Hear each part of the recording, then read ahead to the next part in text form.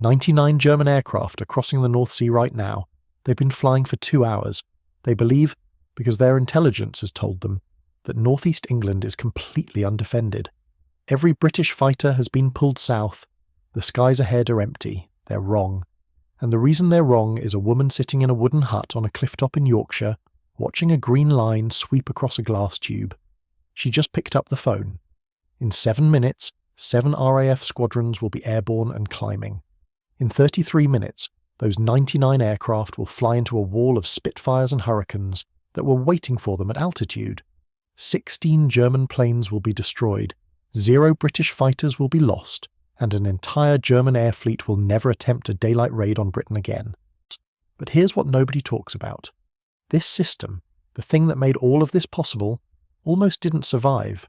Because 3 days earlier, the man running the entire German air war made a decision so catastrophically wrong that it saved Britain. And the reason he made that decision involves one of the greatest intelligence failures of the entire Second World War.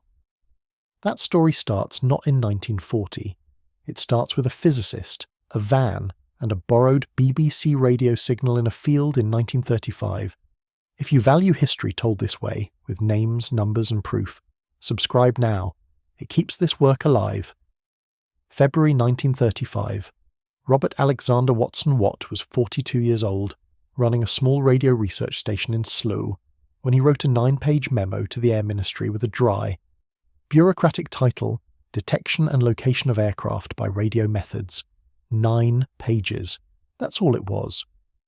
But those 9 pages would save Britain 5 years later, because buried in the technical language was a simple, revolutionary idea. If you fire a pulse of radio energy at an aircraft, the metal fuselage bounces some of that energy back. If you measure how long the bounce takes to return, and you know how fast radio waves travel, you can calculate exactly how far away that aircraft is. You can do it in darkness. You can do it through cloud. You can do it from 100 miles away. The calculations weren't Watson Watt's alone. His colleague Arnold Wilkins, a name almost nobody remembers, had done the critical math proving it would work with transmitter power levels Britain already possessed. The Air Ministry was sceptical. They authorised a demonstration. It took place on February 26, 1935, in a field near Weedon, Northamptonshire. Watson Watt and Wilkins set up a radio receiver and a cathode ray tube in the back of a converted van. 10 miles away, the BBC's shortwave station at Daventry was broadcasting at its normal power. A Handley Page Hayford biplane, a lumbering canvas bomber that looked like it belonged in the previous war, flew a planned course past the transmitter. A blip appeared on Watson Watt's screen, an aircraft detected at 8 miles by reflected radio energy.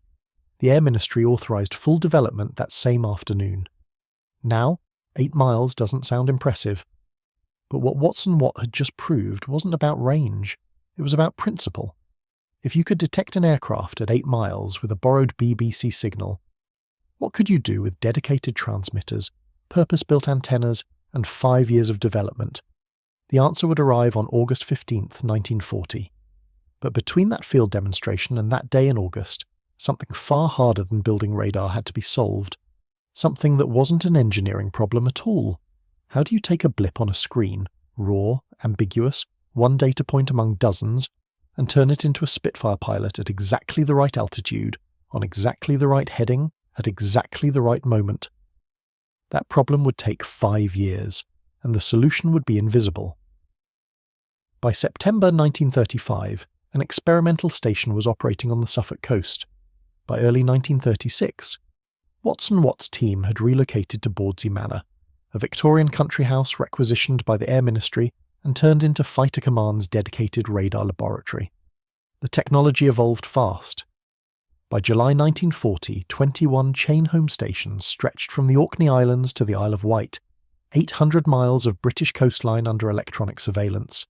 Each station was built around 2 sets of antenna towers, transmitter masts standing 360 feet tall and receiver masts at 240 feet.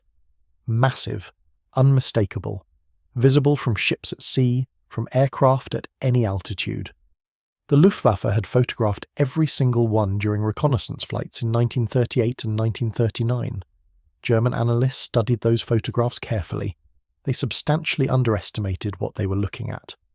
Each station fired pulses of radio energy at up to 350 kilowatts of peak power, then listened for the echo. The elapsed time between pulse and return, converted using the speed of light, gave range.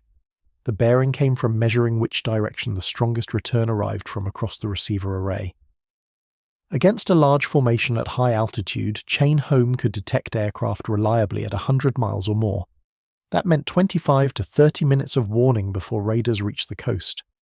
At the cruising speed of a Heinkel 111 bomber, that was the difference between fighters scrambling from a cold start and arriving too late, and fighters already at altitude, in position, waiting.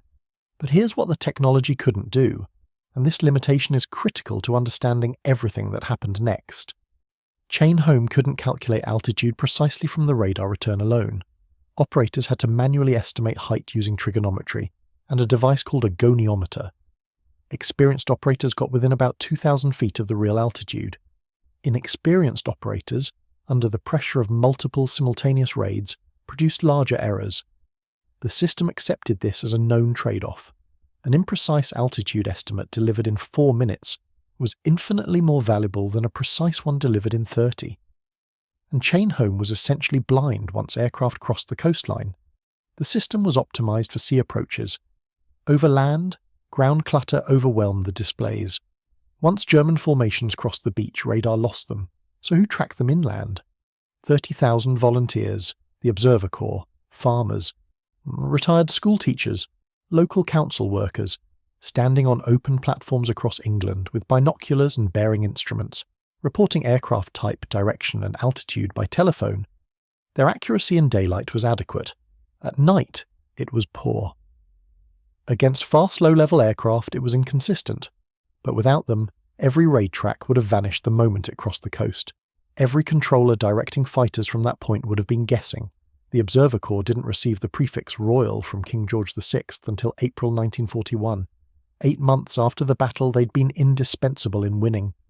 Now, here's the part that makes this system genuinely extraordinary, and it's the part that German intelligence never grasped. The raw radar data from those 21 coastal stations didn't go directly to fighter pilots. It flowed first to the filter room, a buried operations centre beneath Bentley Priory in Stanmore, Middlesex, commanded by Air Chief Marshal Sir Hugh Dowding. Inside that room, WAIF plotters and RAF filter officers sat around a massive gridded map table. Every incoming radar report, bearing, range, height estimate, formation size, was assessed, cross-referenced against reports from adjacent stations seeing the same formation, and assigned a track number once confirmed as genuine. Duplicate plots were reconciled into single authoritative tracks. Filtered information then moved upward to the Fighter Command Operations Room, where Dowding and his senior staff could see the entire defensive picture developing in near real time across all of southern and eastern England. Below Bentley Priory sat the Group Operations Rooms, 11 Group at Uxbridge covering the critical southeast, 13 Group covering the northeast. Below the Group sat Sector Operations Rooms, Biggin Hill, Kenley, Hornchurch, Tangmere, where sector controllers actually directed fighters by radio. From a radar blip appearing on a cathode ray tube in a clifftop hut to a sector controller issuing a scramble order, 4 to 6 minutes under normal conditions. Think about what that means in practice. 100 German bombers detected at 90 miles. 4 minutes later, fighters scrambling. 22 minutes of climb time before the enemy reaches the coast. And Spitfires and Hurricanes arriving at altitude, positioned ahead of the incoming formation, with the geometry of the engagement already favouring the defenders. Without Chain Home, the alternative was standing patrols, keeping fighters continuously airborne over every possible approach route, burning fuel, consuming engine hours, exhausting pilots. Dowding had calculated exactly what that would require. To cover 800 miles of coastline with meaningful density meant keeping at least 300 fighters airborne at all times, rotating 3 squadrons through every patrol station, 1 flying, 1 ready, 1 recovering. Fighter Command had roughly 591 serviceable Hurricanes and Spitfires in July 1940. Continuous patrol wasn't a strategy, it was arithmetic, and the arithmetic made it impossible. Chain Home made 591 fighters do the work of 2,000, not by being everywhere, by being directed to exactly the right place, at the right altitude, with enough time to use it, and almost nobody remembers the people who made that possible. If stories like this matter to you, press subscribe. Share it with someone who still cares about real history. The Germans were about to discover just how well it worked, but first they tried to destroy it. What happened when they did, and the decision that followed, is one of the most consequential mistakes of the entire war, and almost nobody knows about it. August 12th, 1940.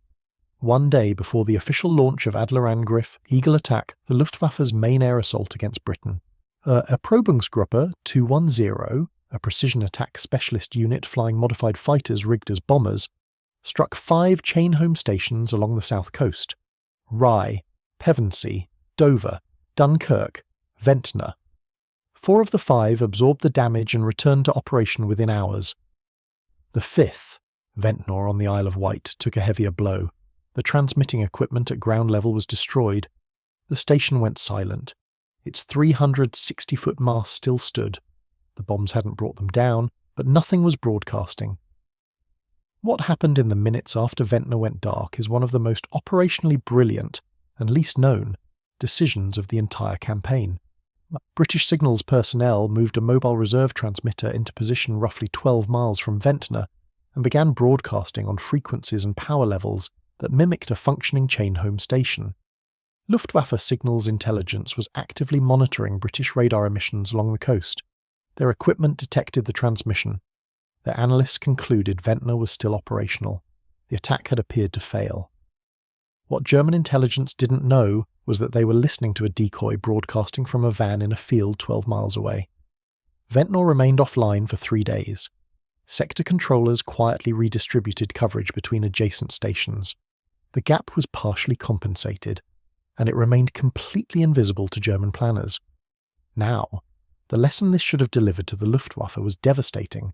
Individual stations can be knocked out, and if you hit enough of them simultaneously, the entire system degrades. 21 stations, limited mobile reserves, hit all of them at once, and the chain-home picture collapses. Controllers lose track of incoming raids, scrambles go to wrong altitudes, wrong headings, the kill ratios reverse, fighter command bleeds out faster than it already was. But that's not the lesson the Luftwaffe drew. They concluded, because the stations appeared to keep working after bombing, that radar installations were essentially indestructible, that attacking them was a waste of sorties. That conclusion was catastrophically wrong, and it was wrong because of one man's pre-existing bias. General Joseph Schmid had written an intelligence assessment in November 1939 telling Göring that British radar was technically inferior and operationally insignificant. That assessment, wrong when it was written, disastrously wrong by August 1940, shaped everything Göring believed. When the station attacks appeared to produce no results, Schmid's old assessment provided the ready explanation. See, the radar doesn't matter, just as we said. The confirmation bias was total. Bad prior intelligence reinforced wrong conclusions drawn from current operations.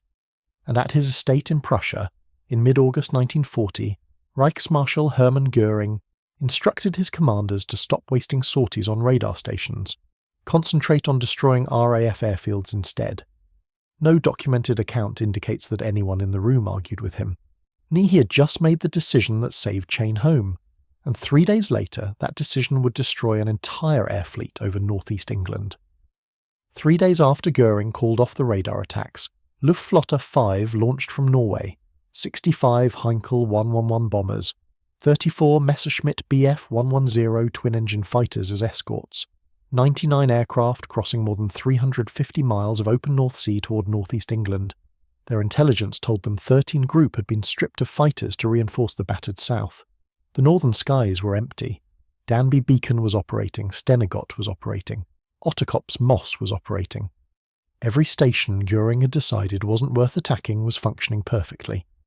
At 11:58 a.m, the WAF operator at Danby Beacon, sitting in a wooden hut on a clifftop above Kettleness, Yorkshire, registered an anomaly on her cathode ray tube, bearing 062 degrees east-northeast, range 91 miles.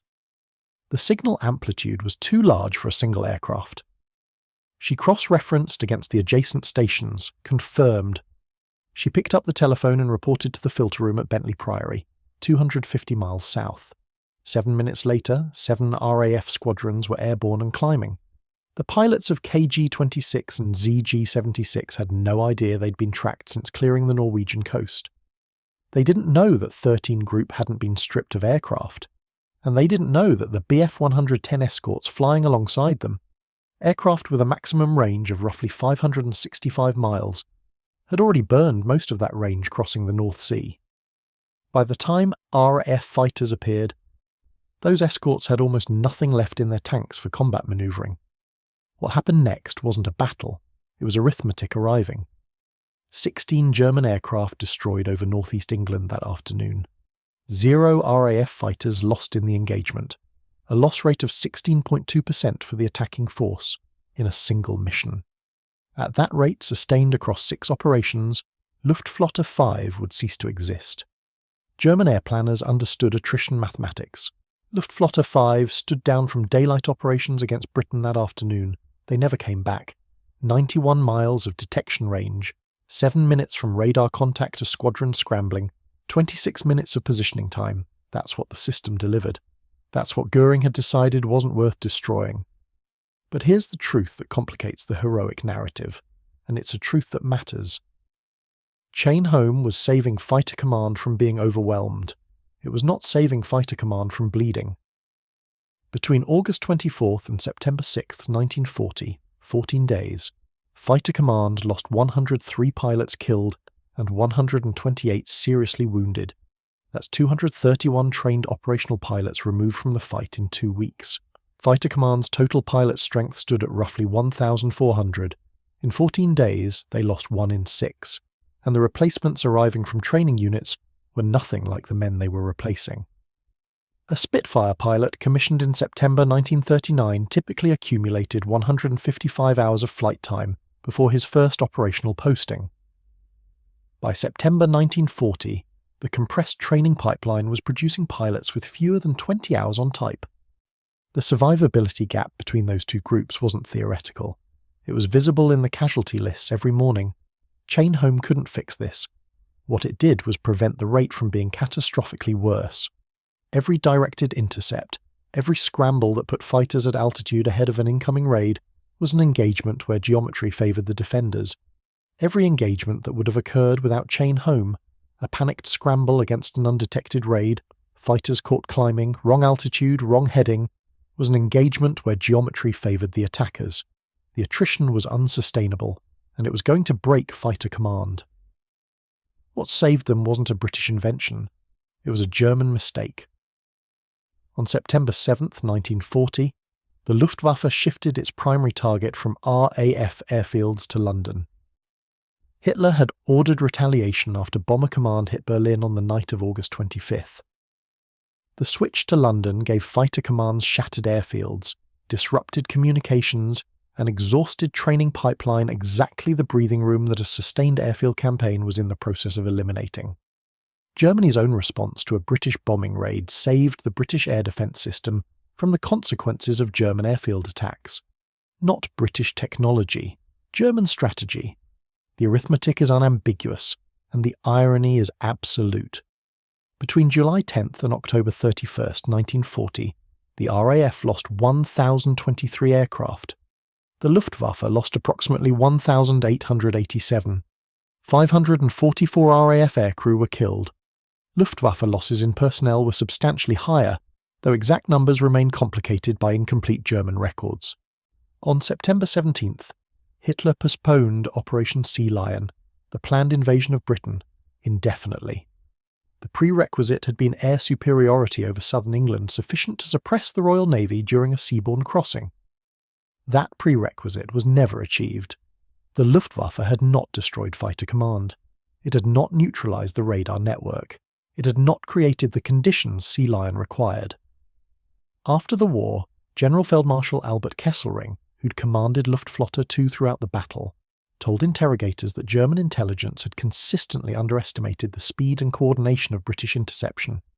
He described RAF fighters appearing at positions and altitudes where, if the British had been relying on visual observation and standing patrols, they shouldn't have had time to arrive. He understood what had been happening only after it was over. German aircrew from that summer described the same uncanny experience. British fighters already positioned on bearing and altitude, as if they'd known exactly where to wait. The common explanation among German crews was that the British were somehow tracking their radio transmissions. They were closer to the truth than they realised. Chain Home had been watching them from the moment they left their French and Norwegian airfields. There's a footnote to Watt's story that doesn't appear in most accounts of the Battle of Britain. It's documented, and it's perfect. In the early 1950s, Watt, knighted in 1942 for his contributions to national defence, was driving in Canada when a Royal Canadian mounted police officer used a radar speed gun to clock his velocity. Watt was speeding. He was issued a fine. He wrote a short verse about it. Pity Sir Robert Watt, strange target of this radar plot, and this, with others I could mention, a victim of his own invention. The man whose 9-page memo gave Britain 100-mile warning of incoming air attack, caught by a descendant of his own technology, doing something entirely ordinary in a foreign country years after the war. He didn't campaign for monuments after 1945. He submitted a memo. He demonstrated a principle. He supervised the construction of 21 stations. He handed the network to Fighter Command. He moved on. The WAF operators who worked the cathode ray tubes at Danby Beacon and Ventnor and Rye never held press conferences. So the filter officers at Bentley Priory who turned electromagnetic noise into clean-rayed tracks gave few public accounts. The Observer Corps volunteers who stood on open platforms logging German formations as they passed overhead went back to their farms and schools and offices. The Chain Home transmitter masts were demolished after the war, all 21 stations, the equipment decommissioned. The filter room at Bentley Priory has been partially preserved, visited by a fraction of those who enter the Associated Museum. There is no national monument to the women who worked the oscilloscopes. There is no memorial in Parliament Square to Arnold Wilkins, whose calculations made the Daventry demonstration possible. Britain's decisive advantage in the summer of 1940 wasn't housed in the masts or the oscilloscopes. It lived in the structure, trained people following a system at every level from the clifftop hut to the filter room to the sector controller's voice in a pilot's earpiece. That structure could absorb individual failures and route around them. It couldn't be destroyed by bombing one station or 5 because the system wasn't any single station. It was all of them, connected by telephone lines and human judgment and practiced routine. Dowding understood this before the battle began. Göring never understood it during it. At 11:58 a.m. on August 15, 1940, an operator at Danby Beacon reported 91 miles, bearing 062, large formation, cross-referenced and confirmed. 7 minutes later, 7 squadrons were climbing. 26 minutes after that, the consequence arrived over northeast England. 16 aircraft destroyed. And 0 fighters lost. Never in daylight again. Invisibility was the weapon. Precision was how it worked, and the people who operated it never needed anyone to know their names. If this stayed with you, if the people behind that system deserve to be remembered not as propaganda, but as they actually were, subscribe, because the moment history stops being examined with precision, it becomes myth. And the people who built Chain Home deserved better than myth. One word in the comments. What was this? Thank you for watching Britain in Battle.